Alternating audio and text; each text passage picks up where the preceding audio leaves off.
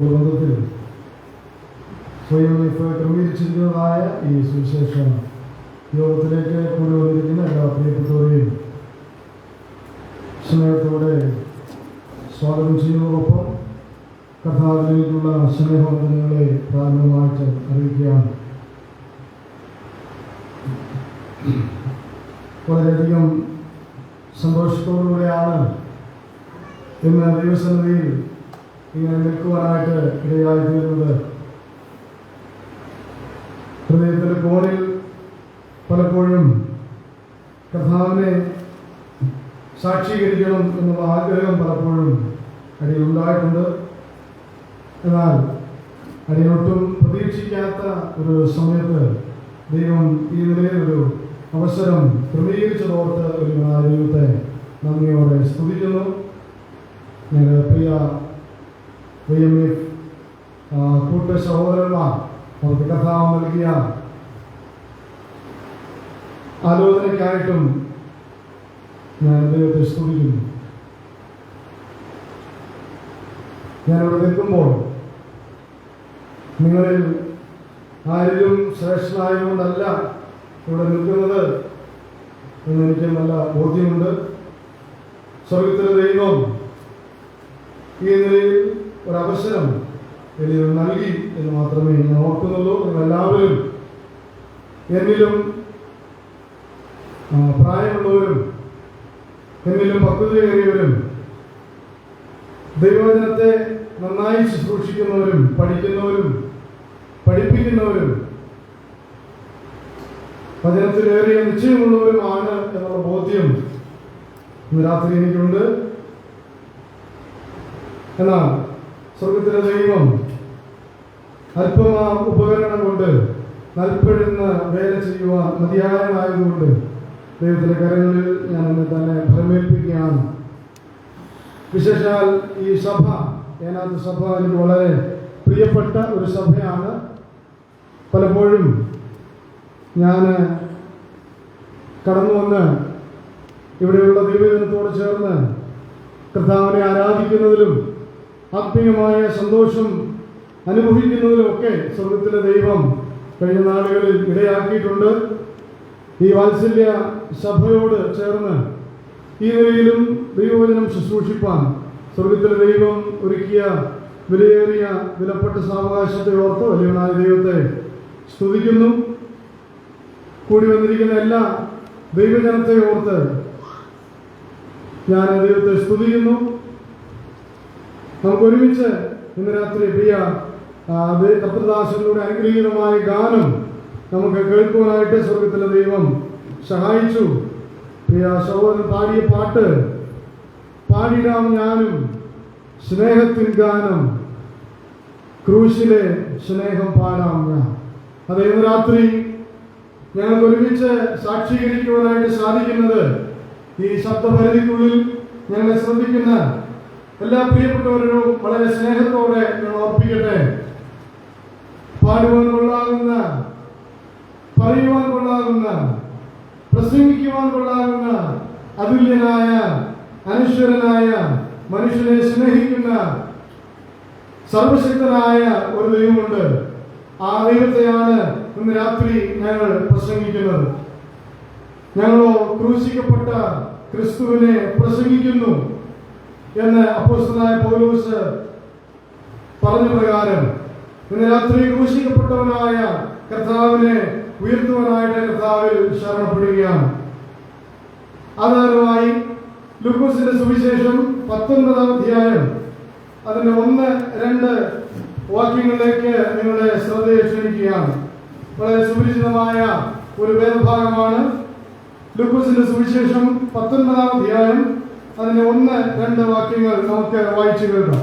അവൻ എരിഹോവിലെത്തി കടന്നു പോകുമ്പോൾ ചുങ്കക്കാരൻ പ്രമാണി ധനവാനുമായ സക്കായി എന്ന പേരുള്ള ഒരു പുരുഷൻ യേശു എങ്ങനെയുള്ളവൻ എന്ന് കാണുവാൻ ശ്രമിച്ചു. മതി. ദൈവനാമത്തിൽ മഹത്വം ഉണ്ടാകട്ടെ. വളരെ സുപരിചിതനായ ക്രൈസ്തവർക്കും ഒരുപക്ഷെ അക്രൈസ്തവരായിട്ടുള്ള ആളുകൾക്ക് പോലും വളരെ സുപരിചിതനായിട്ടുള്ള ഒരു വ്യക്തിയാണ് സക്കായി എന്ന് പറയുന്നത്.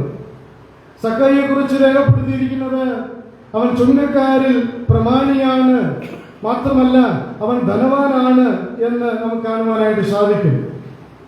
ഈ സക്കായിക്ക് ഉണ്ടായ ഒരു വലിയ ആഗ്രഹത്തെ കുറിച്ചാണ് ഇവിടെ നാം വായിച്ചു കേട്ടത്. അവിടെ ഇങ്ങനെയാണ് സക്കായിയെ കുറിച്ച് നാം വായിച്ചത്: ചുങ്കക്കാരിൽ പ്രമാണിയും ധനവാനുമായ സക്കായി എന്ന് പേരുള്ള പുരുഷൻ യേശു എങ്ങനെയുള്ളവൻ എന്ന് കാണുവാൻ ശ്രമിച്ചു.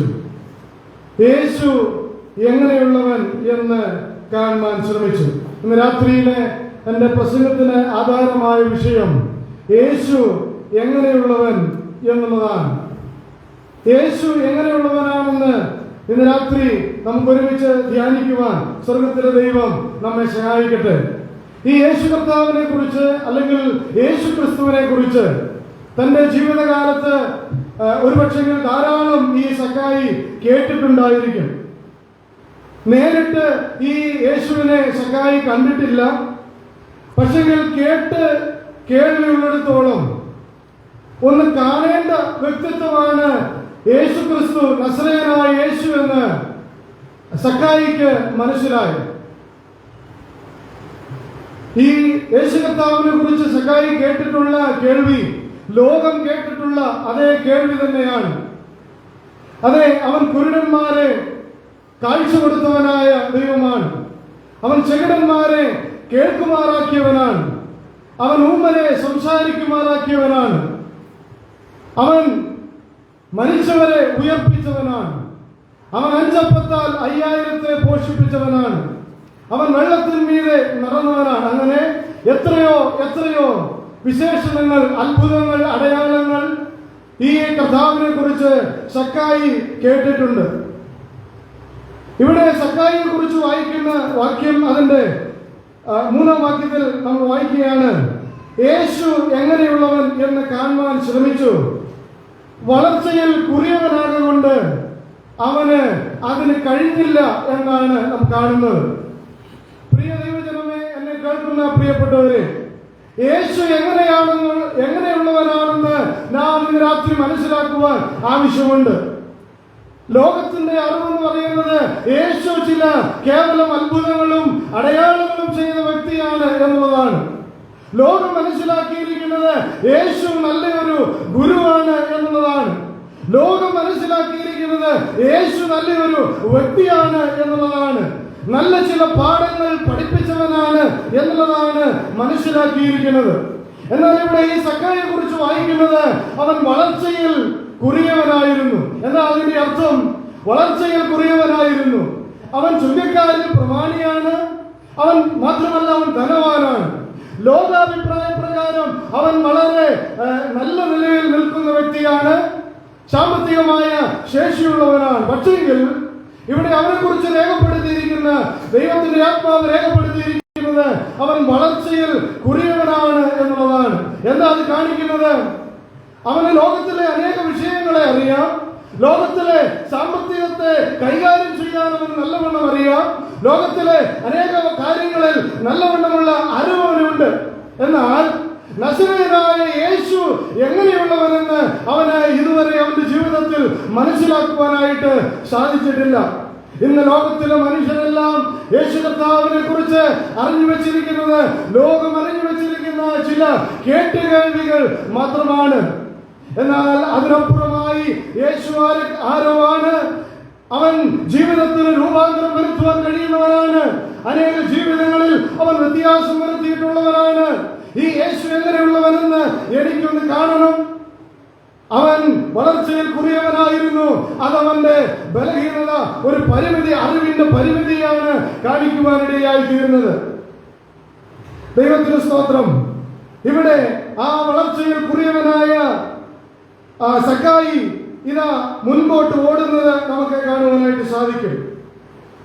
അവനെ കുറിച്ച് നമ്മൾ വായിക്കുന്നത്, അവൻ എന്ത് ചെയ്തു? 4-ാം വാക്യം നമുക്ക് വായിക്കാം. എന്നാൽ അവൻ മുമ്പോട്ട് ഓടി അവനെ കാണേണ്ടതിന് ഒരു കാട്ടത്തിമേൽ കയറി. നോക്കണമേ, സക്കായി വളർച്ചയിൽ വളരെ കുറിയവനായ മനുഷ്യനാണ്.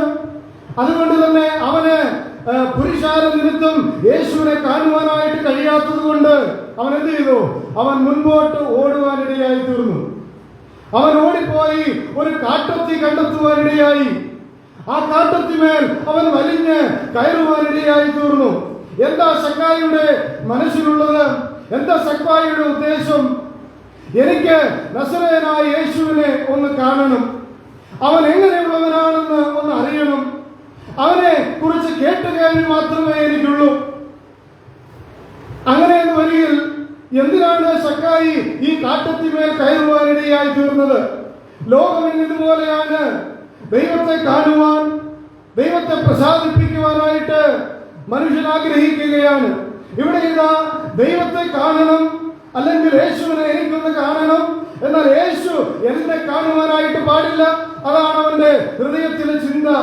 അതിനുവേണ്ടി അവൻ എന്ത് ചെയ്തു?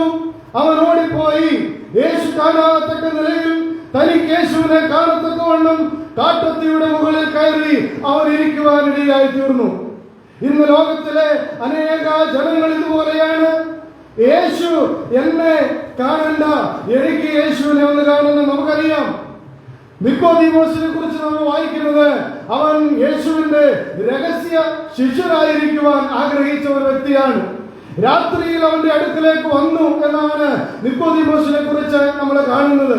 എന്തുകൊണ്ടാണ് രാത്രിയിൽ നിക്കോദീമോസ് വരുവാനിടയായി തീർന്നത്? പരസ്യമായി ഞാൻ യേശുവിന്റെ അടുക്കൽ പോയാൽ ഞാൻ അവനോട് കൂടെയുള്ളവനാണെന്ന് ലോകം പറയാനിടയായി തീരും. അതെനിക്ക് ആക്ഷേപമാണ്, അതെന്റെ സ്ഥാനമാനങ്ങൾക്ക് വില കുറയ്ക്കുന്നതാണ്, അതെന്റെ ബഹുമാനം നഷ്ടപ്പെടുത്തുന്നതാണ്. അതുകൊണ്ട് ആരും അറിയാതെ ഈ യേശു കർത്താവിന്റെ അടുക്കലേക്ക് നിക്കോദീമോസ് പോകുന്നത് നമുക്ക് കാണുവാനായിട്ട് സാധിക്കും. ഈ സക്കായി എന്താ ചെയ്തത്? ഒരു ഉപാധി കണ്ടെത്തുകയാണ്. ദൈവത്തെ പ്രസാദിപ്പിക്കുവാൻ, ദൈവത്തെ കാണുവാൻ, ദൈവത്തെ ദൈവത്തെ മനസ്സിലാക്കുവാൻ ഇന്ന് മനുഷ്യൻ അനേക ഉപാധി കണ്ടെത്തുകയാണ്. നേരെ ദൈവത്തിന്റെ അടുക്കലേക്ക് ചെല്ലേണ്ടതിന് പകരം മനുഷ്യൻ ഇന്ന് അനേക ഉപാധികളിലൂടെ യാത്ര ചെയ്യുകയാണ്. അതല്ലേ ലോകത്തിനും അറിയാവുന്നത്. ഇവിടെ നമ്മൾ വായിക്കുകയാണ്, പുരുഷാര നിമിത്തം കഴിഞ്ഞില്ല എന്ന് വെച്ചാൽ അതിന്റെ അർത്ഥം പുരുഷാരം സക്കായിയെ യേശുവിന്റെ അടുക്കലേക്ക് ചെല്ലുന്നതിന് ഒരു തടസ്സം സൃഷ്ടിക്കുന്നവരായി നിൽക്കുകയാണ്. യേശുവിനെ കാണേണ്ടതുപോലെ കാണുവാൻ കഴിയാതെ, അറിയേണ്ടതുപോലെ അറിയുവാൻ കഴിയാതെ, മനസ്സിലാക്കേണ്ടതുപോലെ മനസ്സിലാക്കുവാൻ കഴിയാതെ പുരുഷാരം ഒരു വലിയ വിലങ്ങുതടിയായി ഈ സക്കായിയുടെ മുൻപിൽ നിൽക്കുകയാണ്. ലോകം എന്ത് വിചാരിക്കും? അവരെന്നെ കുറിച്ച് എന്ത് ചിന്തിക്കും? ഞാൻ യേശുവിന്റെ പാതയിൽ പോയാൽ, ഞാൻ അവന്റെ അടുക്കൽ ചെന്ന് അവനെ ആരാധിച്ചാൽ, അവന്റെ ഉപദേശം കേട്ടാൽ ഈ ലോകം എന്ത് വിചാരിക്കും? അതെ, ഈ പുരുഷാരം എന്നും മാനവജാതിക്ക് ഒരു വിലങ്ങുതടിയാണ്. അതുകൊണ്ട് അവൻ ഉപാധി കണ്ടെത്തുകയാണ്. ഇതാ കാട്ടത്തിമേൽ കയറി ആരും കാണില്ല എന്ന് പ്രതീക്ഷിച്ച് ഇതാ യേശുവിനെ കാണാനായിട്ട് സക്കായി കാട്ടത്തിയുടെ മുകളിൽ കയറുകയാണ്. ലോകം ഇന്ന് ഇതുപോലെയാണ് ദൈവത്തെ സമീപിക്കുന്നത്. മനുഷ്യൻ മനസ്സിലാക്കി വെച്ചിരിക്കുന്നത് ചില ദാനധർമ്മങ്ങൾ ചെയ്താൽ, ചില നേർച്ച കാഴ്ചകൾ കഴിച്ചാൽ, ദൈവത്തിന്റെ അടുക്കലേക്ക് ചില സാമ്പത്തികമായ ക്രമീകരണങ്ങൾ കൊണ്ട് കൊടുത്താൽ, ചില നോമ്പ് നോറ്റാൽ, മല കയറിയാൽ, സ്വയം ഉപദ്രവിച്ചാൽ, ശരീരത്തെ ദണ്ഡിപ്പിച്ചാൽ ദൈവത്തെ പ്രസാദിപ്പിക്കാൻ കഴിയും എന്നാണ് ഇന്നത്തെ ലോകം മനസ്സിലാക്കി വെച്ചിരിക്കുന്നത്. ഇങ്ങനെയാണോ ദൈവത്തെ മനസ്സിലാക്കേണ്ടത്? ഇങ്ങനെയല്ല. യേശു എങ്ങനെയുള്ളവരെന്ന് ഇന്ന് രാത്രി നാം മനസ്സിലാക്കുവാൻ നമുക്ക് ആവശ്യമുണ്ട്. ലോകത്തിന്റെ അറിവ് ഇങ്ങനെയാണ്. ദാനധർമ്മങ്ങൾ കൊണ്ട് ദൈവത്തെ പ്രസാദിപ്പിക്കാം, ആചാര അനുഷ്ഠാനങ്ങൾ കൊണ്ട് ദൈവത്തിന്റെ അടുക്കലേക്ക് എത്താം, ദൈവത്തിന് ചില സാമ്പത്തികമായ കാര്യങ്ങൾ കൊണ്ടുകൊടുത്ത് എന്റെ ജീവിതത്തിൽ ദൈവത്തിന്റെ അനുഗ്രഹങ്ങൾ നേടാം. ഇതാണ് ലോകം എന്ന് മനസ്സിലാക്കി വെച്ചിരിക്കുന്നത്. ചെങ്ങമ്പുഴ ഇങ്ങനെ എഴുതുവാനിടയായി തീർന്നു. രണ്ടു തുട്ടേകുകിൽ ചുണ്ടിൽ ചിരി വരും, തെണ്ടിയല്ലേ മതം തീർത്ത ദൈവം. പാൽപായസം നൽകുകിൽ സ്വർഗത്തിലേക്കുടൻ പാസ്പോർട്ട് നൽകുവോൻ എന്തു ദൈവം. കൂദാശ നൽകുകിൽ കൂസാന പാപിയെ ഭൂസാല ഭാവിയിൽ കൂറ് കാണിക്കുവോൻ എന്തു ദൈവം. മനുഷ്യരെ, നിങ്ങൾ തൻ ദൈവങ്ങൾ നട്ടല്ലൊടിഞ്ഞ നപുംസകങ്ങൾ. ഇങ്ങനെയാണ് ഇന്ന് ലോകം ദൈവത്തെ മനസ്സിലാക്കി വെച്ചിരിക്കുന്നത്. നമ്മുടെ കാഴ്ച കൊണ്ടോ നേർച്ച കൊണ്ടോ നമ്മുടെ കാണിക്ക കൊണ്ടോ ദൈവത്തെ പ്രസാദിപ്പിക്കുവാനായിട്ട് കഴിയില്ല. അവനെ അറിയേണ്ടതുപോലെ അറിയണം, അവന്റെ മനസ്സിലാക്കേണ്ടതുപോലെ മനസ്സിലാക്കണം, അവന്റെ അടുക്കൽ ചെല്ലേണ്ടതുപോലെ ചെയ്യണം, അവനെ രുചിച്ചറിയുവാൻ നമുക്കിടയായി തീരണം. സക്കായിയുടെ അന്തരാത്മാവിൽ ഇതാ ഒരു വലിയ ചോദ്യം ഉദിക്കുകയാണ്. ഇങ്ങനെയോ യേശു ഇങ്ങനെയുള്ളവനോ? അല്ല, പിന്നെ യേശു എങ്ങനെയുള്ളവനാണ്? ഇന്ന് രാത്രി യേശു എങ്ങനെയുള്ളവനാണ് എന്ന് അല്പമായി നമുക്കൊന്ന് ചിന്തിക്കുവാൻ സ്വർഗത്തിലെ ദൈവം ഇടയാക്കി തീർക്കട്ടെ. ഇതിന്റെ പ്രാരംഭവാക്യത്തിൽ നമ്മൾ വായിച്ചത്, അവൻ യെരിഹോവിലെത്തി കടന്നു പോകുമ്പോൾ, യെരിഹോവിലെത്തി കടന്നു പോകുന്നവനായ യേശു. യെരിഹോ എങ്ങനെയാണ് കാണിക്കുന്നത്? യെരിഹോ കഥാവ് വന്നിരിക്കുന്ന ഈ യെരിഹോ പട്ടണം എന്ന് പറയുന്നത് പുതിയ യെരിഹോവാണ്. ഈ യെരിഹോവിനെ പറ്റി നാം പഠിക്കുമ്പോൾ പഴയ ഒരു യെരിഹോവും അതിന് തെക്കുവശത്തായി മാറി പുതിയൊരു യെരിഹോവും നമുക്ക് കാണുവാനായിട്ട് സാധിക്കും. ഈ യെരിഹോ പട്ടണത്തിന് ഒരു പഴയ ചരിത്രമുണ്ട്. ആ ചരിത്രം തികഞ്ഞ് നമ്മൾ ചെന്നാൽ നാം ചെന്ന് നിൽക്കുന്ന ഒരു സ്ഥലമുണ്ട്. യോശുവയുടെ പുസ്തകത്തിൽ ഈ യെരിഹോവിനെ പറ്റി ദൈവത്തിന്റെ ആത്മാവ് രേഖപ്പെടുത്തിയിട്ടുണ്ട്. അവിടെ ഇസ്രായേൽ ജനം യെരിഹോവിനെ പിടിക്കാനായിട്ട് പോകുന്നത് നമുക്ക് കാണുവാനായിട്ട് സാധിക്കും. യോശുവ ഇസ്രായേൽ ജനത്തോട് പറയുകയാണ്, ഈ യെരിഹോ പട്ടണം പിടിക്കപ്പെടേണ്ടതായ പട്ടണമാണ്. ഈ പട്ടണം അതിലുള്ള വസ്തുക്കളും സകലതും ശാപഗ്രസ്തമാണ്, അത് ശപിക്കപ്പെട്ടതാണ്, അത് ഉന്മൂലനാശം ചെയ്യേണ്ടതാണ്. ആ നിലയിലാണ് ഈ ഇസ്രായേൽ ജനം യെരിഹോ പട്ടണത്തിന് നേരെ യുദ്ധത്തിന് പോകുന്നത്. യുദ്ധത്തിന് പോയി ആ യെരിഹോ പട്ടണത്തെ പിടിച്ചടക്കിയ ശേഷം നമുക്കറിയാം, യോശുവ ഇങ്ങനെ പറയുകയാണ്, ഈ യെരിഹോ പട്ടണത്തെ പണിയുവാൻ തുനിയുന്നവൻ ശപിക്കപ്പെട്ടവൻ. ആരെങ്കിലും ഇത് പണിയുവാൻ തുനിഞ്ഞാൽ ഇത് അവൻ ശപിക്കപ്പെട്ടവനാണ്. അതിന്റെ അടിസ്ഥാനം വിടുമ്പോൾ അവന്റെ ആദ്യജാതം നഷ്ടമാകും. അതിന്റെ കഥകൾ തൊടുക്കുമ്പോൾ അവന്റെ രണ്ടാമത്തവൻ നഷ്ടമാകും. അതേ ചരിത്രത്തിൽ അത് സംഭവിച്ചത് നമുക്ക് കാണുവാനായിട്ട് സാധിക്കും. രാജാക്കന്മാരുടെ പുസ്തകത്തിലേക്ക് കടന്നു വന്നാൽ അവിടെ നമുക്കത് വായിക്കുവാനായിട്ട് സാധിക്കുന്നുണ്ട്. ഹിയേൽ എന്ന് പറയുന്ന ഒരു വ്യക്തി ആ പട്ടണം, യെരിഹോ പട്ടണം പണിയുവാനായിട്ട് തുനിയുകയാണ്. അതിന്റെ അടിസ്ഥാനം വിട്ടപ്പോൾ അബീരാം എന്ന അവന്റെ ആദ്യജാതനവന് നഷ്ടം വന്നു. അതിന്റെ കഥകൾ തൊടുത്തപ്പോൾ, അതിന്റെ പണി പുരോഗമിച്ചപ്പോൾ യഹോവയായ ദൈവം യോശുവയോട് പറഞ്ഞ പ്രകാരം അവന്റെ രണ്ടാമത്തെ മകനും അവന് നഷ്ടമായി. എന്താ പറഞ്ഞു വന്നതിന്റെ ആശയം? അതേ, ഈ യെരിഹോ പട്ടണം ശപിക്കപ്പെട്ടതായ പട്ടണമാണ്, ശാപഗ്രസ്തമായ ഒരു പട്ടണമാണ്. ഇത് ദൈവത്തിന് യോഗ്യമല്ലാത്ത ഒരു പട്ടണമാണ്. ഈ യെരിഹോ പട്ടണം, അതിന്റെ അർത്ഥം നോക്കിയാൽ ചന്ദ്രനഗരം എന്നാണ് ഈ പട്ടണത്തെ നമുക്ക് കാണുവാനായിട്ട് സാധിക്കുന്നത്. വിജാതീയരായ ദേവന്മാരെ ആരാധിച്ചുകൊണ്ടിരുന്ന, ചന്ദ്രനെയും ബാലിനെയും ഒക്കെ ആരാധിച്ചു പോന്നിരുന്ന ഒരു കൂട്ടം ജനതയാണ് ഈ യെരിഹോവിലുണ്ടായിരുന്നത്. ബാലിനെ ആരാധിക്കുന്നതിൽ നാം അതിന്റെ കാഠിന്യം മനസ്സിലാക്കണം. അവരുടെ ആരാധനയുടെ ഭാഗമായി അവർ കൊണ്ടു നടന്നത് വേശ്യാവൃത്തി ആരാധനയുടെ ഭാഗമായി ദൈവത്തെ പ്രസാദിപ്പിക്കുവാൻ, ബാലിനെ പ്രസാദിപ്പിക്കുവാൻ അങ്ങനെ കൊണ്ടു നടന്നതായ ഒരു കൂട്ടം ജനതയാണ് അവിടെ ഉണ്ടായിരുന്നത്. അങ്ങനെയെങ്കിൽ ഇത് വളരെ ശപിക്കപ്പെട്ടതായ, അതുപോലെ തന്നെ ദേവദാസി മാത്രമല്ല സ്വന്തം മക്കളെ ബാലിന് ബലി കൊടുക്കുന്നത് നമുക്ക് കാണുവാനായിട്ട് സാധിക്കും. എന്താ പറഞ്ഞു വന്നതിന്റെ ആശയം? ഈ പട്ടണം ശപിക്കപ്പെട്ടതായ ഒരു പട്ടണമാണ്. അങ്ങനെയെങ്കിൽ യേശു കർത്താവ് കടന്നു വന്നത് എവിടേക്കാണ്? ശാപഗ്രസ്തമായ ഒരു പട്ടണത്തിലേക്കാണ്, ശപിക്കപ്പെട്ടതായ ഒരു പട്ടണത്തിലേക്കാണ്.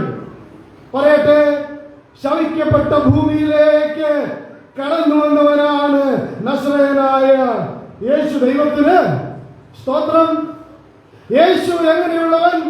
ശാപഗ്രസ്തമായ ഭൂമിയിലേക്ക് കടന്നു വന്നവനാണ് യേശു. അവനെയാണ് ഞങ്ങൾ പ്രസംഗിക്കുന്നത്. പോട്ടെ, ഈ ഭൂമി എങ്ങനെയാണ് ശപിക്കപ്പെട്ടത്?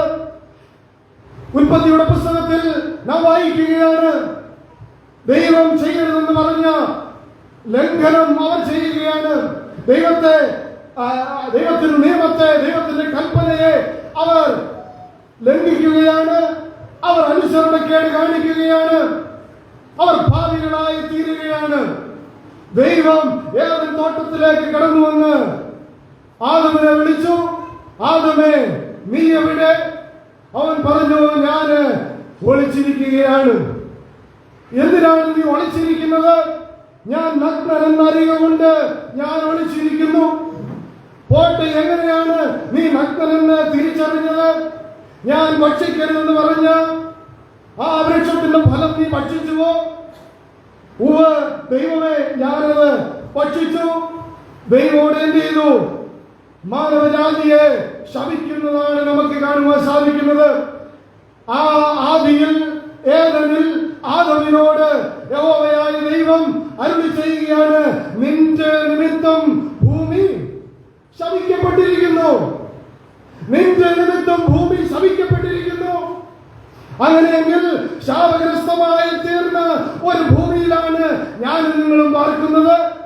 ഇവിടെ പുണ്യ ഭൂമിയില്ല, ഇവിടെ പുണ്യ നഗരമില്ല, ഇവിടെ പുണ്യ പട്ടണമില്ല, ഇവിടെ പുണ്യ നിലങ്ങളില്ല. ഈ ഭൂമി ശപിക്കപ്പെട്ടതാണ്. ദൈവത്തിന്റെ മുൻപാകെ ശാപഗ്രസ്തമായി തീർന്നതാണ്. അതുകൊണ്ട് ഒരു പുണ്യ സ്ഥലത്തും പോയതുകൊണ്ട് നിങ്ങളുടെ ജീവിതത്തിന് വ്യത്യാസം വരുമെന്ന് നിങ്ങൾ ധരിക്കരുത്. ഒരു പുണ്യവാളനെ നമസ്കരിച്ചതുകൊണ്ട് ഈ ഭൂമിയിൽ നിങ്ങൾക്ക് സമാധാനം ലഭിക്കുമെന്ന് നിனைക്കരുത്. ഇതൊന്നും മനുഷ്യന് സമാധാനം നൽകുകയില്ല.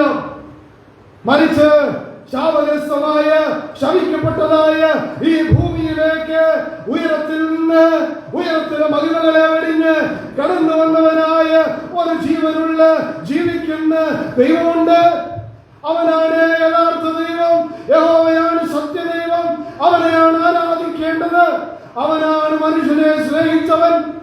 അവൻ കാലത്തിന്റെ തിരുവരിൽ കന്യകയിൽ ജാതനായി ഈ ശപിക്കപ്പെട്ട ഭൂമിയിലേക്ക് അവൻ ഭൂജാതനാകുവാൻ ഇടയായി തീർന്നു. അങ്ങനെയെങ്കിൽ സക്കായിയുടെ അന്തരാത്മാവിലെ ചോദ്യത്തിന് ഒന്നാമത്തെ ഉത്തരം, യേശു എങ്ങനെയുള്ളവൻ? യേശു ശപിക്കപ്പെട്ട ഭൂമിയിലേക്ക് കടന്നു വന്നവൻ. ദൈവത്തിന് സ്തോത്രം. രണ്ടാമത്തെ ചിന്ത, അതിന്റെ മൂന്നാം വാക്യത്തിൽ നമ്മൾ നാലാം വാക്യം നമുക്ക് ഒരു പ്രാവശ്യം കൂടെ വായിച്ചു കേൾക്കാം. എന്നാൽ അവൻ മുമ്പോട്ട് ഓടി അവനെ കാണേണ്ടതിന് ഒരു കാട്ടത്തിമേൽ യേശു ആ വഴിയായി വഴി. ആ ദൈവത്തിന് സ്തോത്രം. യേശു ആ വഴിയായി വരികയായിരുന്നു. ദൈവത്തിന് സ്തോത്രം. ഒന്ന്, യേശു എങ്ങനെയുള്ളവൻ? യേശു ശാപഗ്രസ്തമായ ഭൂമിയിലേക്ക് കടന്നു വന്നവൻ. രണ്ട്, യേശു എങ്ങനെയുള്ളവൻ? യേശു നിന്റെ വഴിയെ, നമ്മുടെ വഴിയെ കടന്നു വരുന്നവനാണ്. ദൈവത്തിന് സ്തോത്രം. നമ്മൾ ഈ ഭാഗം പഠിക്കുമ്പോൾ ഒരുപക്ഷെങ്കിൽ സക്കായിയാണ് യേശുവിന്റെ വഴിയെ പോയതെന്ന് ഒരുപക്ഷെങ്കിൽ ചിന്തിക്കാനായിട്ടുള്ള സാധ്യതയുണ്ട്. പക്ഷെ അല്ല, യേശു കർത്താവാണ് സക്കായിയുടെ വഴിയെ വന്നത്. യേശു വന്ന വഴിയെയാണ് സക്കായി കാട്ടത്തിമരം കണ്ടെത്തുവാനിടയായി തീർന്നത്. പോട്ടെ, ആശയം ഇങ്ങനെ പറയട്ടെ, ഈ ശാപഗ്രസ്തമായ ഭൂമിയിൽ സക്കായിയെ നിന്നെ തേടി വന്നവനാണ്, നിന്റെ വഴിയായി വന്നവനാണ് ഈ നസറേയനായ യേശു.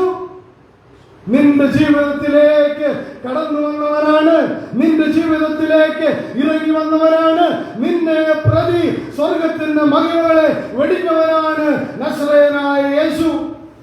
ഈ യേശു കർത്താവ് അനേക ജീവിതങ്ങളിലൂടെ യാത്ര ചെയ്തിട്ടുണ്ട്. അവൻ അനേക രാജ്യങ്ങളിലൂടെ കടന്നുപോയിട്ടുണ്ട്. അനേക കുടുംബങ്ങളിലൂടെ അവൻ യാത്ര ചെയ്തിട്ടുണ്ട്. അവൻ അനേക വ്യക്തി ജീവിതങ്ങളിലൂടെ കടന്നുപോയിട്ടുണ്ട്.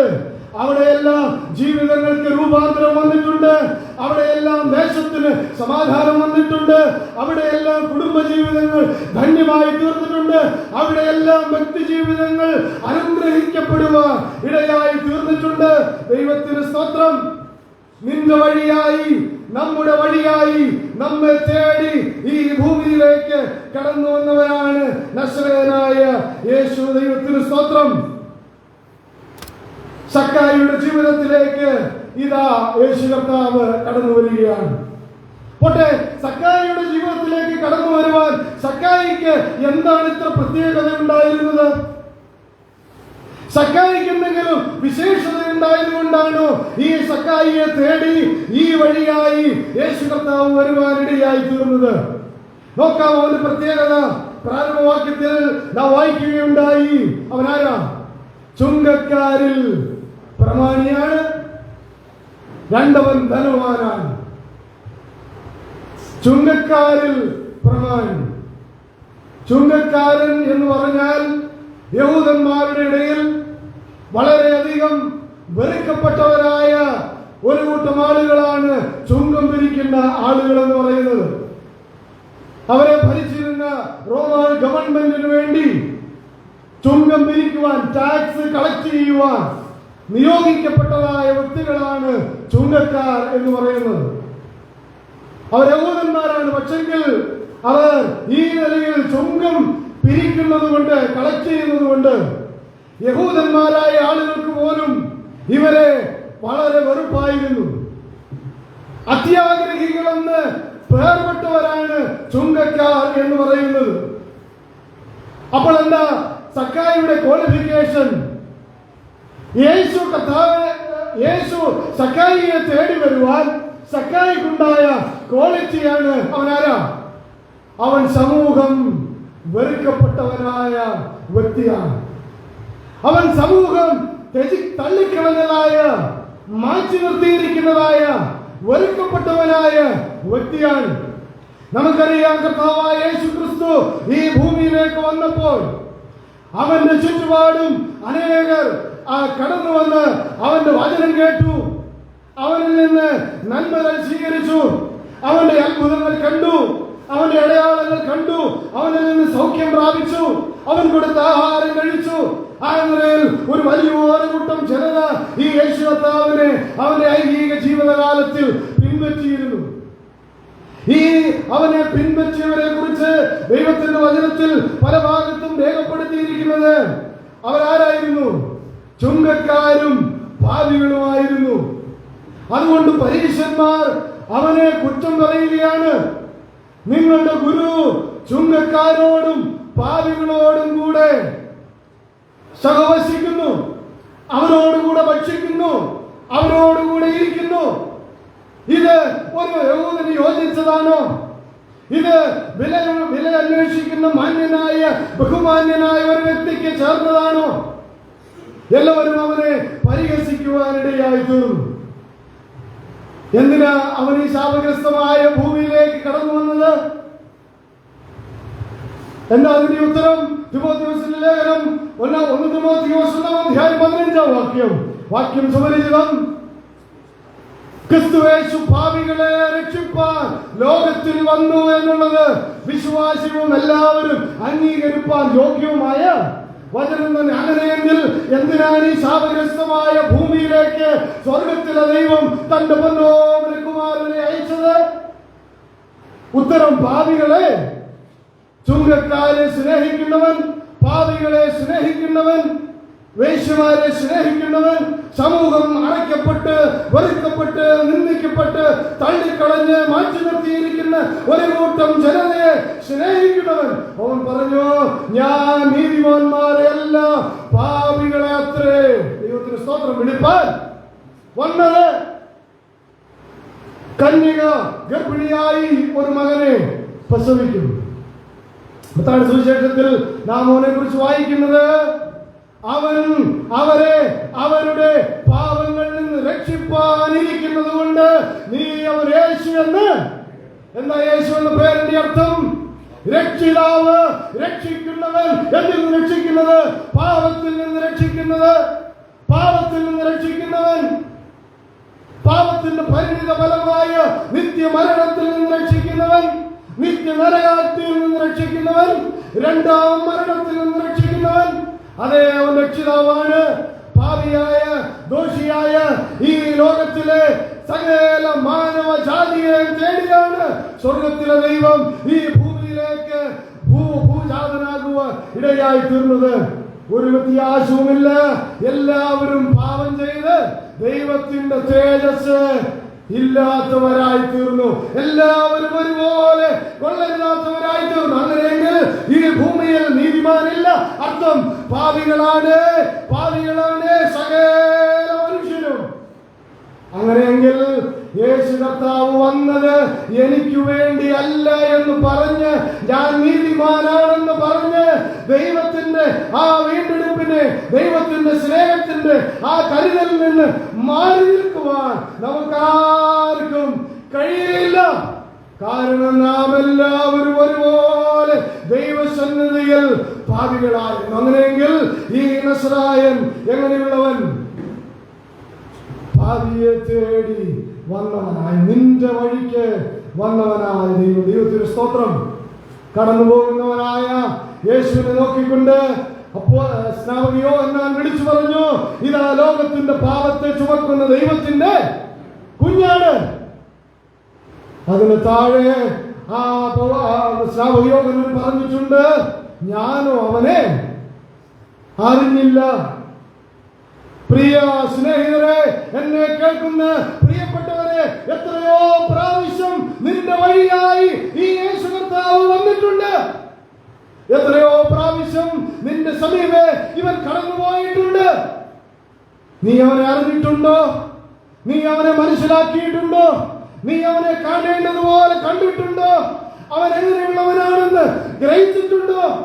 അവനെ തിരിച്ചറിഞ്ഞിട്ടുണ്ടോ? അവൻ ആരാണെന്ന് മനസ്സിലാക്കിയിട്ടുണ്ടോ? ഇന്ന് രാത്രി പറയട്ടെ, സക്കായിയുടെ അന്തരാത്മാവിലെ ചോദ്യം, യേശു എങ്ങനെയുള്ളവൻ? ഒന്ന്, അവൻ ശപിക്കപ്പെട്ട ശാപഗ്രസ്തമായ ഭൂമിയിലേക്ക് വന്നവൻ. രണ്ട്, യേശു എങ്ങനെയുള്ളവൻ? അവൻ പാപിയെ തേടി, നിന്നെ തേടി, നമ്മെ തേടി, നമ്മുടെ വഴിയെ കടന്നു വന്നവൻ. ദൈവത്തിന് സ്തോത്രം. മൂന്ന്, യേശു എങ്ങനെയുള്ളവൻ? അഞ്ചാം വാക്യം അവൻ ആ സ്ഥലത്ത് എത്തിയപ്പോൾ മേലോട്ട് നോക്കി, സക്കായിയെ വേഗം ഇറങ്ങിയ, ഞാൻ ഇന്ന് നിന്റെ വീട്ടിൽ പാർക്കേണ്ടത്. ആ ദൈവത്തിന് സ്തോത്രം. യേശു എങ്ങനെയുള്ളവൻ? യേശു നിന്നെ വ്യക്തിപരമായി അറിയുന്നു. യേശു നിന്നെ വ്യക്തിപരമായി അറിയുന്നവൻ. യേശു നമ്മെ വ്യക്തിപരമായി അറിയുന്നവനാണ്. നമ്മുടെ ഉള്ള അവസ്ഥ അറിയുന്നവനാണ്. നമ്മുടെ ജീവിതത്തിന്റെ നിലവാരം അറിയുന്നവനാണ്. നമ്മുടെ ഹൃദയഭാരം അറിയുന്നവനാണ്. നമ്മുടെ ജീവിതത്തിന്റെ ഭംഗപ്പാടുകൾ അറിയുന്നവനാണ്. നമ്മുടെ ജീവിതത്തിന്റെ സമസ്ത മേഖലയും നന്നായി അറിയുന്നവനാണ് സ്വർഗത്തിലെ ദൈവം. ദൈവത്തിന് സ്തോത്രം. ഇവരെ പോലെ ഒരു ദൈവം വേറെയില്ല, വേറെയില്ല. സക്കായി കണ്ടിട്ടുണ്ടോ? സക്കായി കണ്ടിട്ടുണ്ടോ? സക്കായി കണ്ടിട്ടില്ല. പക്ഷെങ്കിൽ ആ കാട്ടത്തിയുടെ താഴെ യേശു കർത്താവ് വന്നപ്പോ യേശു കർത്താവ് എന്ത് ചെയ്തു? മുകളിലേക്ക് നോക്കി. എങ്ങനെ അറിയാമോ അവൻ എവിടെ ഉണ്ടെന്ന്? എങ്ങനെ അറിയാമോ അവൻ എവിടെ ഉണ്ടെന്ന്? ഇവൻ കേറുന്നത് യേശു കർത്താവ് കണ്ടിരുന്നോ? ഞാൻ ഇരിക്കുന്നതും എഴുന്നേൽക്കുന്നതും അറിയുന്ന ഒരു ദൈവം, ഉൾപ്പൂവുകളെയും നിലവുകളെയും ആരാഞ്ഞറിയുന്ന ഒരു ദൈവം, നടപ്പും കിടപ്പും ശോധന ചെയ്യുന്നവനായ ഒരു ദൈവം. അവന്റെ സന്നിധി വിട്ട് ഞാൻ എവിടേക്ക്?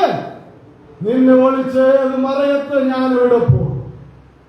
പാതാളത്തിൽ എന്റെ കിടക്ക വിരിച്ചാൽ നീ അവിടെയുണ്ട്. സമുദ്രത്തിന്റെ അറ്റത്ത് ചെന്ന് പാർത്താൽ ദൈവത്തിന് സ്തോത്രം, നിന്റെ വലങ്കൈ എന്നെ പിടിക്കും. അവൻ നമ്മെ അറിയുന്നവനാ, നമ്മെ മുറ്റുമായി അറിയുന്നവനാ, നമ്മുടെ ജീവിതത്തിന്റെ അവസ്ഥ അറിയുന്നവനാ. പാപഭാരവുമായി ജീവിക്കുന്ന സകല മനുഷ്യരെയും അവർ ഇന്ന് പേര് വിളിക്കുകയാണ്. അധ്വാനിക്കുന്നവരും ഭാരം ചുമക്കുന്നവരുമായുള്ളവരെ, നിങ്ങളെല്ലാവരും എന്റെ അടുക്കൽ വരും, ഞാൻ നിങ്ങളെ ആശ്വസിപ്പിക്കാം. അവൻ വീണ്ടും വിളിച്ചു, ദാഹിക്കുന്ന ഏവരുമായുള്ളവരെ, നിങ്ങളെല്ലാവരും എന്റെ അടുക്കൽ വരുവിൻ. ലോകത്തിലെ വെള്ളം കുടിക്കുന്ന സകല മനുഷ്യരും പിന്നെയും ദാഹിക്കും. ഈ ലോകത്തിലെ കർമാദി കൊണ്ടോ ദാനധർമ്മങ്ങൾ കൊണ്ടോ ദൈവത്തെ പ്രസാദിപ്പിക്കുവാൻ കഴിയില്ല. പിന്നെയും ദാഹിക്കും, വീണ്ടും വിയർക്കും, വീണ്ടും അധ്വാനിക്കും, വീണ്ടും അതേ സ്ഥലത്ത് തന്നെ ഇരിക്കും. യേശു കർത്താവ് പറഞ്ഞു, ഞാൻ കൊടുക്കുന്ന വെള്ളം കുടിക്കുന്നവരോ ഒരു നാളും ദാഹിക്കയില്ല. നിത്യജീവന്റെ ഉറവ അവങ്കിൽ നിന്ന് പൊട്ടിപ്പുറപ്പെടുകയാണ്. അത് കാണുവാൻ സാധിക്കുന്നുണ്ടോ? ദൈവത്തിന് സ്തോത്രം. അവൻ പറഞ്ഞു, സമാധാനമില്ലാത്ത ജീവിതങ്ങളെ ഞാൻ നിങ്ങൾക്ക് സമാധാനം തരാം. നമ്മൾ ലേഖനത്തിൽ, ഫിലിപ്പ് ലേഖനത്തിൽ വായിക്കുന്നു, എഫെസ്യ ലേഖനത്തിലൊക്കെ വായിക്കുന്നു, അവൻ നമ്മുടെ സമാധാനമില്ലാതെ ഉടലുന്ന ജീവിതങ്ങളെ ഞാൻ നിങ്ങൾക്ക് സമാധാനം തരാം. ദാഹിക്കുന്നവരെ ഞാൻ നിങ്ങളുടെ ദാഹം മാറ്റാം, ദാഹജലം ഞാൻ തരാം. എന്റെ അടുക്കൽ വന്ന് കുടിക്കുവിൻ. വിശക്കുന്നവരായ പ്രിയപ്പെട്ടവരെ, ഞാൻ നിങ്ങളെ വിളിക്കുകയാണ്. ഞാൻ സ്വർഗത്തിൽ നിന്ന് ഇറങ്ങി വന്ന ജീവന്റെ അപ്പമാണ്. ദൈവത്തിന് സ്തോത്രം. ഈ അപ്പം തിന്നുവാൻ, ഈ നീരുറവ കുടിക്കുവാൻ, ഈ ദൈവിക സമാധാനം അനുഭവിക്കുവാൻ ഇന്ന് രാത്രി ദൈവം നിന്നെ നിന്നെ അറിഞ്ഞ്, നിന്റെ അവസ്ഥ അറിഞ്ഞ്, നിന്റെ വ്യക്തിപരമായി അറിഞ്ഞ് അവൻ നിന്നെ വിളിക്കുകയാണ്. കോഴി തന്റെ കുഞ്ഞുങ്ങളെ ചിറകടിയിൽ ചേർക്കുമ്പോൾ, ഇസ്രായേലേ, നിന്നെ ചേർക്കാൻ എനിക്ക് എത്ര വട്ടം മനസ്സായി, നിനക്കോ മനസ്സായില്ല. എത്രയോ വട്ടം ഈ കർത്താവിന്റെ വിളി കർണപുടങ്ങളിൽ അലയടിച്ചിട്ടുണ്ട്. എത്രയോ പ്രാവശ്യം ഈ കർത്താവിന്റെ ശബ്ദം ഹൃദയത്തിന്റെ കവാടങ്ങളിൽ കൊട്ടി വിളിച്ചിട്ടുണ്ട്. ആരെങ്കിലും ഞാൻ വാതിൽക്കൽ നിന്ന് ആരെങ്കിലും എന്റെ ശബ്ദം കേട്ട് വാതിൽ തുറന്ന ദൈവത്തിന് സ്തോത്രം, അവനോട് കൂടെ വാസം ചെയ്യുവാനായിട്ട് നമുക്ക് സാധിക്കും. ദൈവത്തിന് സ്തോത്രം. നമ്മെ വ്യക്തിപരമായി അറിയുന്ന ദൈവം, മനുഷ്യനെ വിളിക്കുന്ന ദൈവം, സാധുവിനൊപ്പമായവൻ, വിധവയ്ക്ക് കാന്തനായവൻ, എല്ലാവർക്കും എല്ലാമായവൻ, നമ്മെ നന്നായി അറിയുന്ന, നമ്മുടെ ഉള്ള അവസ്ഥ അറിയുന്ന ദൈവം. ദൈവത്തിന് സ്തോത്രം. യേശു എങ്ങനെയുള്ള? ഒന്ന്, യേശു ശാപഗ്രസ്തമായ ഭൂമിയിലേക്ക് കടന്നു. രണ്ട്, യേശു എങ്ങനെയുള്ളവൻ? യേശു നിന്റെ വഴിയായി, നമ്മുടെ വഴിയായി നമ്മെ തേടി കടന്നു വന്നു. മൂന്ന്, സക്കായിയുടെ ചോദ്യം, യേശു എങ്ങനെയുള്ളവൻ? സക്കായിയെ നീ അറിയുന്നോ? നാം തമ്മിൽ ഇതുവരെ കണ്ടിട്ടില്ല, നിന്റെ പേര് ഞാൻ ചോദിച്ചിട്ടില്ല, നമ്മൾ ആദ്യമായിട്ട് കാണുക. അതുകൊണ്ടാ സക്കായി പറഞ്ഞത്, അവൻ എങ്ങനെയുള്ളവനെന്ന് എനിക്കൊന്ന് കാണണം. കാണാത്ത നിന്നെ കാണുന്ന വെറുതെ. നീ ദൈവത്തെ കണ്ടിട്ടില്ലെങ്കിലും അവൻ നിന്നെ കണ്ടിട്ടുണ്ട്, അവൻ നിന്നെ അറിഞ്ഞിട്ടുണ്ട്, അവൻ നിന്നെ സ്നേഹിക്കുന്നുണ്ട്. അതുകൊണ്ടാണ് ഇന്ന് രാത്രി അവന്റെ മാറ്റമില്ലാത്ത ശബ്ദം അവന്റെ സ്നേഹത്തിന്റെ ശബ്ദം, അവന്റെ വചനത്തിന്റെ ശബ്ദം ഇന്ന് രാത്രി നിങ്ങൾ കേൾക്കുന്നത് അവൻ നിങ്ങളെ അറിയുന്നത് കൊണ്ടാണ്, അവൻ നിങ്ങളെ വിളിക്കുന്നത് കൊണ്ടാണ്, അവൻ നിങ്ങളെ സ്നേഹിക്കുന്നത് കൊണ്ടാണ്. ദൈവത്തിന് സ്തോത്രം. 4 യേശു എങ്ങനെയുള്ളത്? അതിന് 5-6 വാക്യങ്ങൾ ഒരു പ്രാവശ്യം കൂടെ നമുക്ക് ചേർത്ത് വായിക്കാം. 4-5 വാക്യം. എന്നാൽ അവൻ മുമ്പോട്ട് പോയി അവനെ കാണേണ്ടതിന് ഒരു കാട്ടത്തിന്മേൽ കയറി. യേശു ആ വഴിയായി വരികയായിരുന്നു. അവൻ ആ സ്ഥലത്ത് എത്തിയപ്പോൾ മേലോട്ട് നോക്കി, സക്കായിയെ വേഗം ഇറങ്ങി വാ, ഞാൻ ഇന്ന് നിന്റെ വീട്ടിൽ പാർക്കേണ്ടതാകുന്നു എന്ന് അവനോട് പറഞ്ഞു. ദൈവത്തിന് സ്തോത്രം. യേശു എങ്ങനെയുള്ള? യേശു വീട്ടിൽ പാർക്കുന്നു. യേശു വീട്ടിൽ പാർക്കുന്നവനാണ്. ഇന്ന് രാത്രി ഞങ്ങൾ പ്രസംഗിക്കുന്നവനായ ഈ നസ്രയനായ യേശു നമ്മോട് കൂടെ നമ്മുടെ ഭവനത്തിൽ, നമ്മുടെ ഹൃദയത്തിൽ വാസം ചെയ്യുന്നവനാണ്. ദൈവത്തിന് സ്തോത്രം. എവിടെയാവും വസിക്കുന്നത്? എവിടെയാവും വസിക്കുന്നത്? കൈപ്പണിയായ ആലയത്തിൽ അവൻ വാസം ചെയ്യുന്നില്ല. മനുഷ്യ നിർമ്മിതികളിൽ അവൻ വാസം ചെയ്യുന്നില്ല. ശലോമോൻ പറഞ്ഞു, ശലോമോനോട് ദൈവം പറഞ്ഞു, നീ എനിക്കൊരു ആലയം ഉണ്ടാക്കണം. ശലോമോൻ തിരിച്ചു പറഞ്ഞു, ദൈവത്തെ മനസ്സിലാക്കിയിട്ട് പറഞ്ഞു, ദൈവത്തിന്റെ വലിപ്പം മനസ്സിലാക്കിയിട്ട് പറഞ്ഞു, അല്ലയോ ദൈവമേ, അങ്ങ് സ്വർഗത്തിലും സ്വർഗാദി സ്വർഗത്തിലും കൂടെ അടങ്ങാത്തവൻ, പിന്നെ ഞാൻ പണിയുന്ന ഈ ആലയത്തിൽ അങ്ങ് വസിക്കുന്നത് എങ്ങനെ? ഇവിടെയുള്ള ദേവാലയങ്ങളിൽ ദൈവമില്ല, ഇവിടെയുള്ള ക്ഷേത്രങ്ങളിൽ ദൈവമില്ല, ഇവിടെയുള്ള മൺകൂടാരങ്ങളിൽ ദൈവമില്ല, ഇവിടെയുള്ള ആരാധനാലയങ്ങളിൽ മോസ്കുകളിലൊന്നും ദൈവമില്ല. ദൈവം കൈപ്പണി അത്യുന്നതൻ കൈപ്പണിയായതിൽ വസിക്കുന്നില്ലതാനും. അവിടെയുള്ള നിർമ്മിതികളിൽ അവൻ വാസം ചെയ്യുന്നില്ല. പിന്നെ അവൻ എവിടെ വാസം ചെയ്യുന്നത്? മനുഷ്യന്റെ ഹൃദയത്തിൽ വാസം ചെയ്യുവാൻ ആഗ്രഹിക്കുന്നവനാണ്. വീട്ടിൽ പാർക്കുക എന്ന് പറഞ്ഞാൽ അതിന്റെ വാസ്തവമായ അർത്ഥം എന്ന് പറയുന്നത് സക്കായിയുടെ ജീവിതത്തിൽ, ജീവിതമാകുന്ന വീട്ടിൽ, ജീവിതമാകുന്ന മന്ദിരത്തിൽ, ജീവിതമാകുന്ന ദേവാലയത്തിൽ, ഹൃദയമാകുന്ന ശ്രീകോവിലിൽ വാസം ചെയ്യുവാൻ ആഗ്രഹിക്കുന്നവനാണ് നസറേയനായ യേശു. പൗലോസ് അപ്പോസ്തലൻ ഒരിക്കൽ അരയോപക കുന്നിന്റെ മുകളിൽ ചെന്നു. നോക്കിയപ്പോൾ അവിടെയെല്ലാം ധാരാളം ബിംബങ്ങൾ നിരത്തി വെച്ചിരിക്കുക. അതെല്ലാം ദേവന്മാരാണെന്നാണ് അവർ പറയുന്നത്. അതിലൊന്നിൽ സൂക്ഷിച്ചു നോക്കിയപ്പോൾ അവിടെ പൗലോസ് അപ്പോസ്തലൻ ഒരു പേര് കണ്ടു. എന്താ പേര്? അജ്ഞാത ദേവൻ എന്ന് വെച്ചാൽ അതിന്റെ അർത്ഥം ഈ ദേവൻ ഏതാണെന്ന് ഒരു പിടുത്തവുമില്ല. അവൻ അജ്ഞാത ദേവന. അറിയാവുന്ന ദേവന്മാരെ എല്ലാം കൊത്തിവെച്ചിരിക്കുക, അറിയാവുന്ന ദേവന്മാരെ എല്ലാം വാർത്തുണ്ടാക്കി വെച്ചിരിക്കുക. ഇനിയും പേരറിയാൻ പാടില്ലാത്ത ഏതെങ്കിലും ദേവനുണ്ടെങ്കിൽ ഇത് അവനുള്ള പേര് അജ്ഞാത.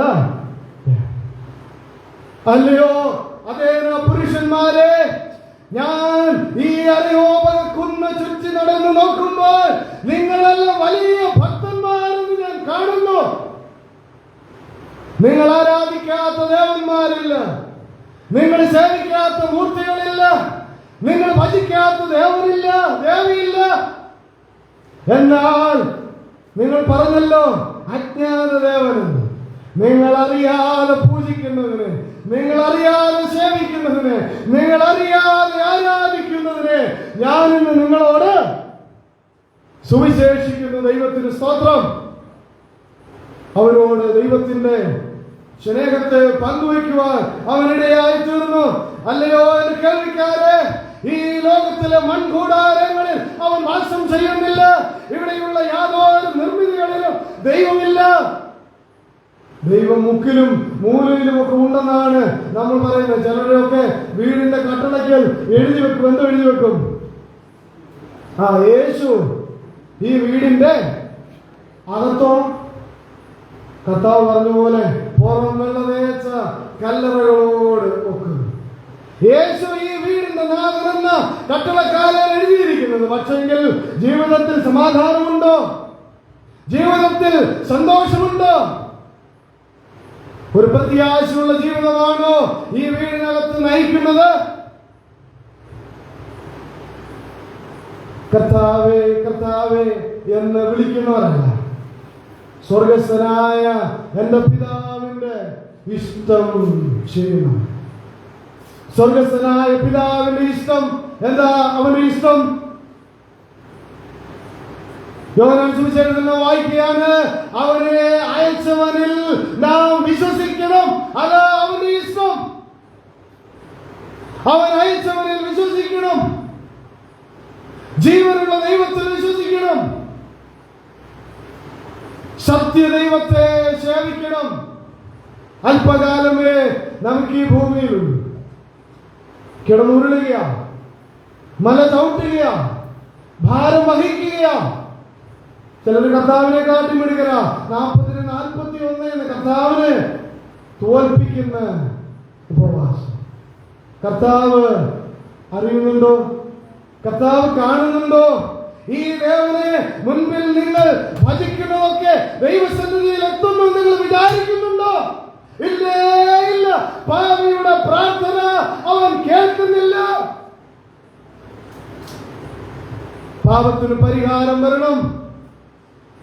ദൈവം വിളി കേൾക്കണമെങ്കിൽ, ജീവിതത്തിൽ രൂപാന്തരം ഉണ്ടാകണമെങ്കിൽ നിന്റെ ഹൃദയമാകുന്ന ദേവാലയം അവന് വേണ്ടി തുറന്നു കൊടുക്കണം.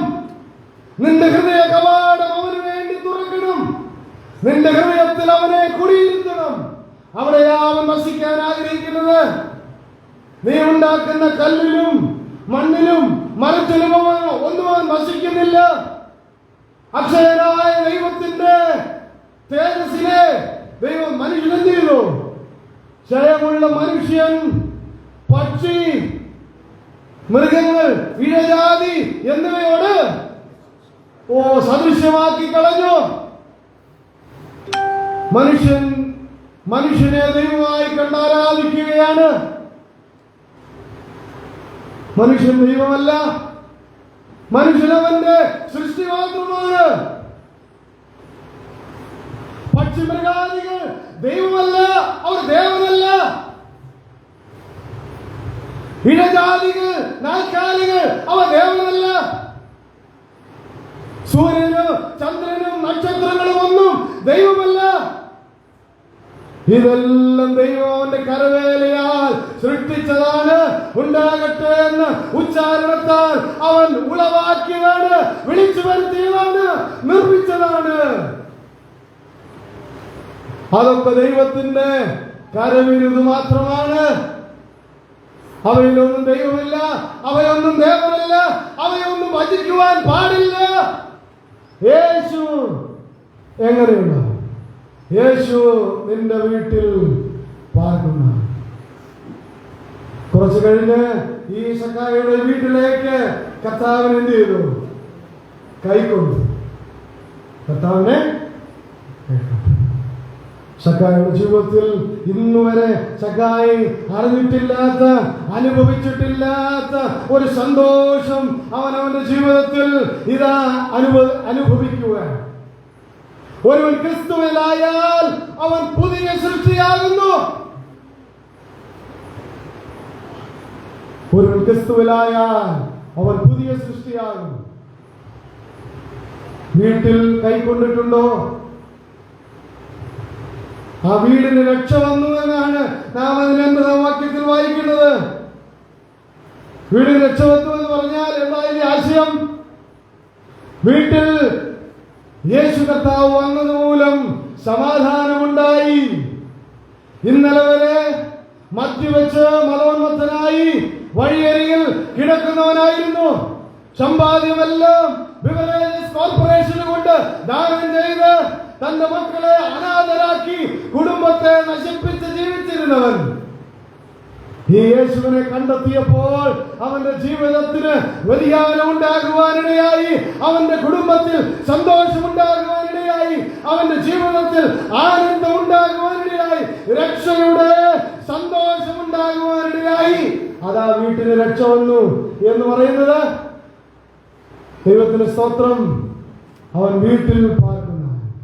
5, അവൻ മാനസാന്തരം നൽകുന്നവൻ, ജീവിതത്തിന് വ്യതിയാനം വരുത്തുന്നവൻ, ജീവിതത്തെ മാറ്റിമറിക്കുന്നവൻ. സക്കായുടെ ജീവിതത്തിൽ വല്ല വ്യത്യാസം ഉണ്ടായോ? ഈ യേശു കർത്താവ് വന്നത് മുഖാന്തരം എന്തെങ്കിലും വ്യത്യാസം ഉണ്ടായോ? ഉണ്ടായോ? പറഞ്ഞു, കർത്താവേ, ഞാൻ ഇതുവരെ ഉണ്ടാക്കിയതൊക്കെ ചതിവായിട്ടാണ്. ഞാൻ ഇതുവരെ ശേഖരിച്ചതെല്ലാം പിടിച്ചു പറിച്ചതാണ്. ഞാൻ ഇതുവരെ ഉണ്ടാക്കിയതെല്ലാം മറ്റുള്ളവരുടെ ഇല്ലാത്തതിൽ നിന്ന് കവർന്നെടുത്തതാണ്. അവരുടെ ഹൃദയത്തെ വേദനിപ്പിച്ചതാണ്. അവർ പ്രാഗിക്കൊണ്ട് എനിക്കത് തന്നത്, ഞാനത് അവരുടെ കയ്യിൽ നിന്ന് പിടിച്ചു പറിക്കുകയായിരുന്നു.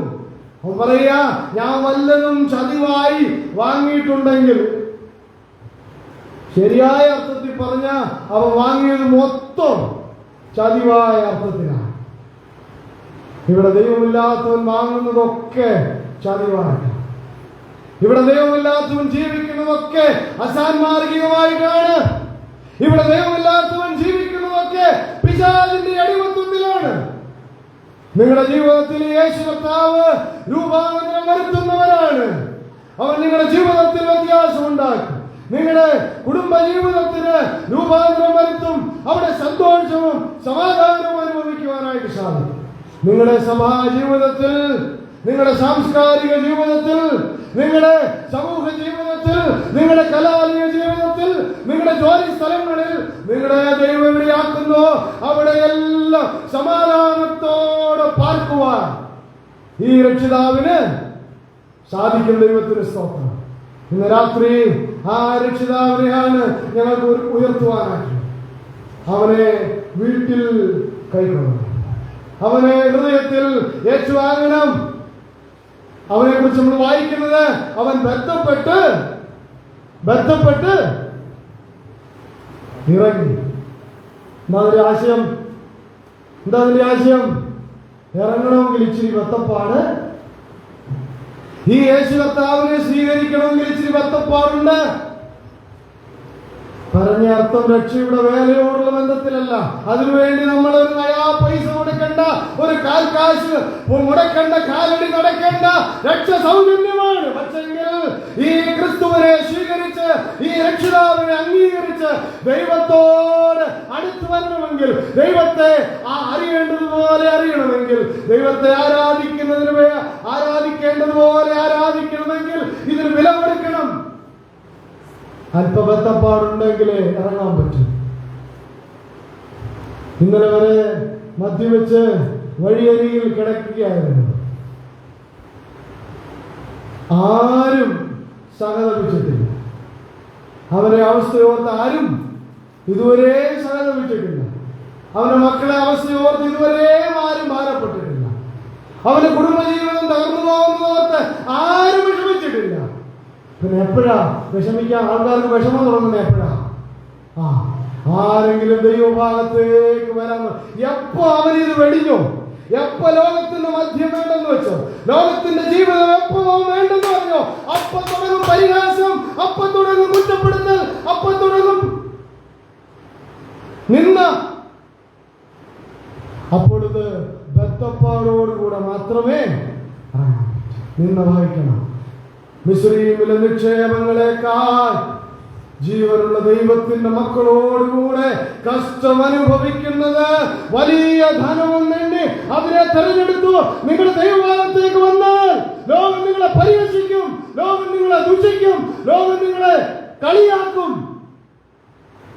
മനസ്സുണ്ടോ? പക്ഷെ ജീവിതത്തിൽ ഇന്ന് വരെ അനുഭവിച്ചിട്ടില്ലാത്ത ഒരു അനുഗ്രഹം നിങ്ങൾക്ക് അനുഭവിക്കുവാൻ സാധിക്കും. ഏറ്റവും അനുഗ്രഹീതമായ ഒരു രക്ഷണ്യവേല കാൽവരി ക്രൂശിൽ നസറേയനായ യേശുക്രിസ്തു എന്ന തന്റെ ഏകജാതനായ പുത്രനിലൂടെ വലിയവനായ ദൈവം ഇന്നേക്ക് 2000 വർഷങ്ങൾക്ക് മുൻപ് തന്റെ പുത്രനെ കാൽവരിയുടെ കുലക്കളത്തിൽ അകൃത്യാഗമാക്കി തീർത്ത് അവരെ തകർത്ത് പാപികളായ മാനവർഗത്തെ പരിശുദ്ധനായ ദൈവത്തിന്റെ സന്നിധിയിൽ എത്തിക്കുവാൻ ഒരു രക്ഷണ്യ വേല ചെയ്തു. ആ പ്രവൃത്തിയിൽ വിശ്വസിച്ച് പാപിയെ തേടി ഈ ശാപകരമായ ശപിക്കപ്പെട്ടതായ ഭൂമിയിലേക്ക് കടന്നു വന്ന ഈ യേശു രക്ഷിതാവിന് നിന്റെ ശാപം തേടി നിന്റെ ശാപം പേറി ക്രൂശന്മേൽ തൂങ്ങപ്പെട്ടവനല്ല ശാപഗ്രസ്തൻ എഴുതിയിരിക്കുന്ന പോലെ ശാപകരമായ നിന്റെ മരണം ഏറ്റുവാങ്ങി നിന്നെ സ്നേഹിച്ച് നിന്നെ തേടി നിന്റെ വഴിയായി കടന്നു വന്ന് നിനക്ക് നിത്യജീവൻ ഒരുക്കി നിന്റെ അടുക്കൽ നിന്ന് നിന്നെ വിളിച്ച് നിന്നെ മാറോട് ചേർക്കാൻ മനസ്സുള്ള ഒരു ദൈവമുണ്ട്. അവന്റെ വീട്ടിൽ പാർക്കാൻ ആഗ്രഹിക്കുക, അവന്റെ ഹൃദയത്തിൽ വസിക്കുവാൻ ആഗ്രഹിക്കുകയാണ്. മനസ്സുണ്ടോ അവനെ ഹൃദയത്തിൽ ഏറ്റുവാങ്ങുവാൻ, അവനെ വീട്ടിൽ പാർപ്പിക്കുവാൻ, അവനെ ജീവിതത്തിൽ രക്ഷകനും കർത്താവുമായി അംഗീകരിക്കാൻ പ്രിയരെ നമുക്ക് മനസ്സുണ്ടോ? മനസ്സുണ്ടെങ്കിൽ ദൈവമേ ഞാനൊരു പാപിയാണ് എന്ന് ഞാൻ അംഗീകരിക്കുന്നു. എന്റെ പാപത്തിന് പരിഹാരമായി ശാപകരമായ ഈ ഭൂമിയിലേക്ക് അവിടുത്തെ പുത്രനെ അവിടെ നയിച്ചു. അത് ഞാൻ വിശ്വസിക്കുന്നു. എനിക്ക് പകരക്കാരനായി എന്റെ ശിക്ഷ ഏറ്റുവാങ്ങി തന്റെ പുത്രനെ അവൻ യാഗമാക്കി തീർത്തു. അത് ഞാൻ വിശ്വസിക്കുന്നു. അവിടുന്ന് എനിക്ക് വേണ്ടിയാണ് മരിച്ചത്, എനിക്ക് വേണ്ടിയാണ് ജീവനെ തന്നത്. എന്നെ അവിടുത്തെ മകനാക്കി തീർക്കണമേ. എന്റെ ഹൃദയത്തിൽ വസിക്കുവാൻ, എന്റെ വീട്ടിൽ പാർക്കുവാൻ, എന്റെ ജീവിതത്തിൽ സമാധാനത്തിനായി ഞാൻ അങ്ങ് എന്റെ രക്ഷകനും കർത്താവുമായി എന്റെ ഹൃദയത്തിൽ സ്വീകരിക്കണമെന്ന് ഇന്ന് രാത്രി ഏത് ഹൃദയം അവരോട് മനസ്സോടെ പറയുന്നു. അവരുടെ ജീവിതത്തിൽ മാനസാന്തരം, അവരുടെ ജീവിതത്തിൽ രക്ഷയുടെ സന്തോഷം, അവരുടെ വീട്ടിൽ രക്ഷ വരുവാനിടയായി. ഇന്ന് രാത്രി ഈ വചനം കേട്ട എല്ലാ പ്രിയപ്പെട്ടവരെ സ്വർഗ്ഗത്തിലെ ദൈവം അനുഗ്രഹിക്കുകയും ആശീർവദിക്കുകയും ചെയ്യട്ടെ. ദൈവത്തിന്റെ വചനത്തിന് മുൻപാകെ നമ്മെ തന്നെ വിധേയപ്പെടുത്തി ഇന്ന് രാത്രി നമുക്ക് നമ്മുടെ ഭവനങ്ങളിലേക്ക് കടന്നു പോകാം. ഈ നിലയിൽ ഒരു അവസരം നൽകിയ വൈഎംഇന്റെ പ്രിയപ്പെട്ടവരോടും ഈ സ്ഥലം സഭയോടും പ്രത്യേകമായ നന്ദിയും സ്നേഹവും അറിയിക്കുന്നു. കർത്താവിന്റെ വചനം നമുക്ക് എല്ലാവർക്കും ഐശ്വര്യവും അനുഗ്രഹവുമായി തീരുവാൻ ഇടവരട്ടെ. ദൈവത്തിന്റെ വലിയ തിരുനാമം മാത്രം ഇന്നും എന്നേക്കും വാഴ്ത്തപ്പെടുവാനാകട്ടെ.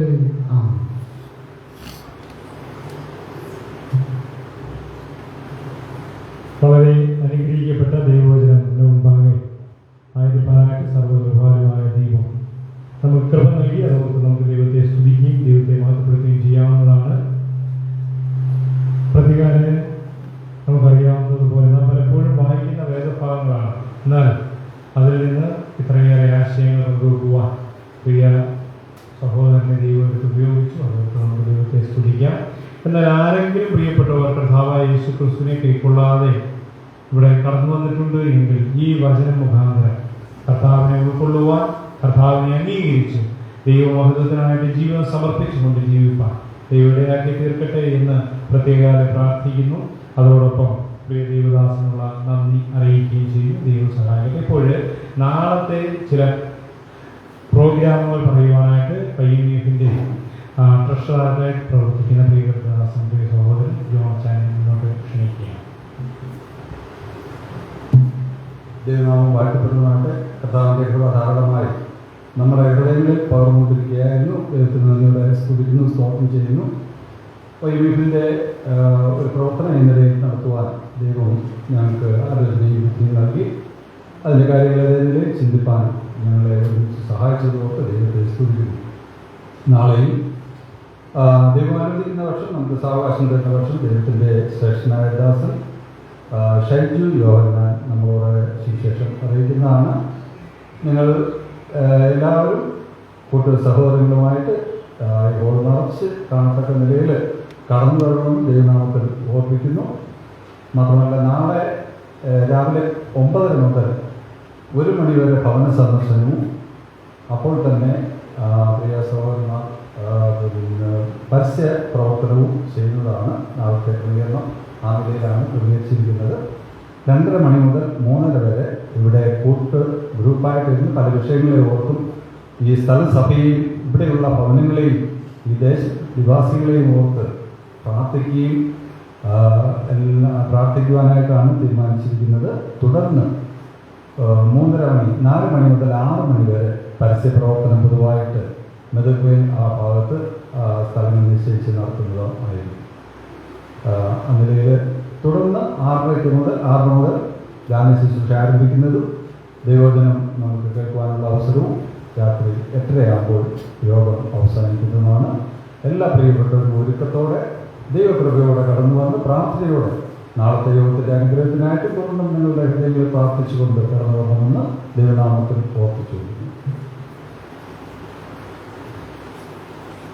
ദൈവം ചോദിച്ചാൽ നാളെയും കൃത്യം 6:30 തന്നെ ഗാന ശുശ്രൂഷ ആരംഭിക്കുന്നതാണ്.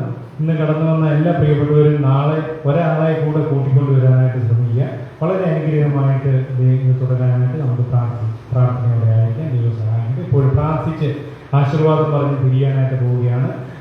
പ്രിയ കർത്തൃദാസൻ ജോൺ വർഗീസ് അവരുടെ പ്രാർത്ഥനയ്ക്കായിട്ടും ആശീർവാദത്തിനായിട്ടും നമുക്ക് ക്ഷണിക്കുന്നു. അതിനുശേഷം സമാധാനത്തോടെ നമുക്ക് പിരിഞ്ഞു പോകാം. ദൈവം സഹായിക്കുന്നതാണ്.